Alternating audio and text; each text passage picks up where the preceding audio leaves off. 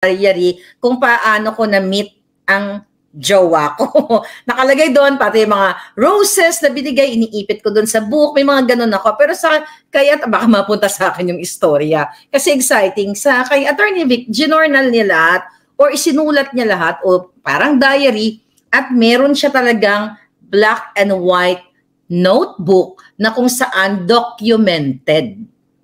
Alright? Hi, Remy. So, yun ang chika boom boom dito. So, ngayon, mga palangga, alam nyo, meron talaga kaming syempre, pasensya na ha, pero buhatin natin ng konti ang ating bangko. Meron kaming common denominator ni Attorney Vic. Nung binuksan ko tong librong ito, you know why? I think I'm not yet allowed to say kung sino itong personalidad na ito, pero siguro kapag na-launch na nila, I will tell you, no? Merong personalidad sa librong ito na talaga ako nabigla or na surprise. Oh wow, kasi merong na isinulat dito na tinulungan ni Attorney Vic itong taong ito as a pro bono lawyer siya nitong biktimang ito na syempre kapos, walang pera, lumapit sa kanya. So itong taong ito, ang kanyang anak actually, ay tinulungan ko in a way sa pag-broadcast sa inyo yung rights nitong taong ito. Then, the reason why, this was like two years ago, no? Na-broadcast ko to sa inyo. So, itong nabanggit na personalidad na ito, pareho naming tinulungan.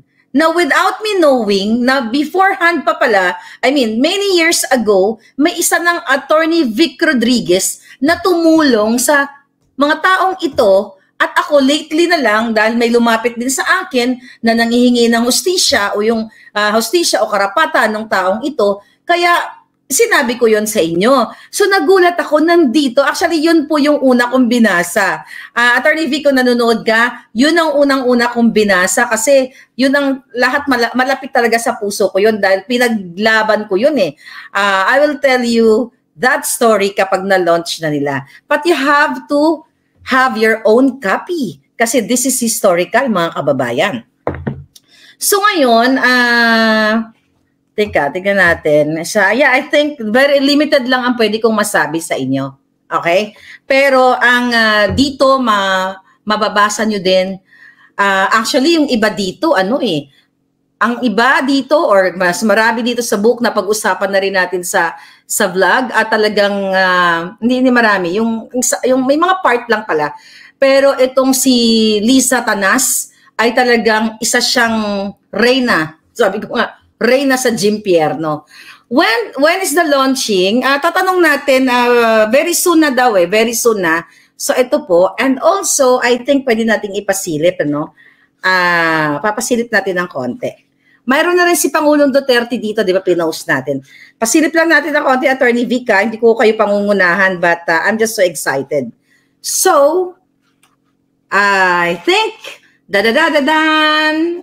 nandito rin si Pangulong Duterte, nagbigay ng forward niya. Ayan.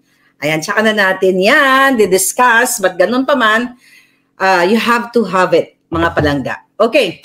So sa US, looking forward, ako yung contact nyo sa Amerika, okay? Sa akin kayo o-order ng bonggang-bongga, pero will be announced later. Okay?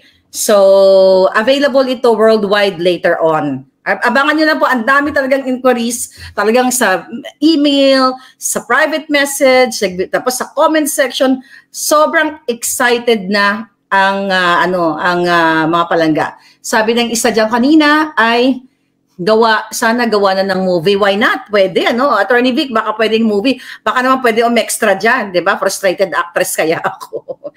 Anyway, so yes. Ito yung likod. Okay, basahin mo nga itong likod. Ito yung, sabi niya dito, working hard to make Bongbong Marcos win the president in the May 2020 elections was one thing. O yan lang muna, one-liner lang muna. Ayan So imagine mo, mga kababayan, di ba, in-interview ko si Attorney Vic, ni ₱1. Hindi siya pinasweldo ng ng salot na bangag na gobyernong ito. Sinuportahan ni Attorney Vic Rodriguez si Bangag. Nakalagay din dito kung bakit na sinuportahan, okay? So, si Marcos Jr. ng pro bono, walang sweldo, then nung na-appoint na siya, kung ano-ano mga binintang, open naman yan sa public, kung ano yung binintang ni Liza, then later on,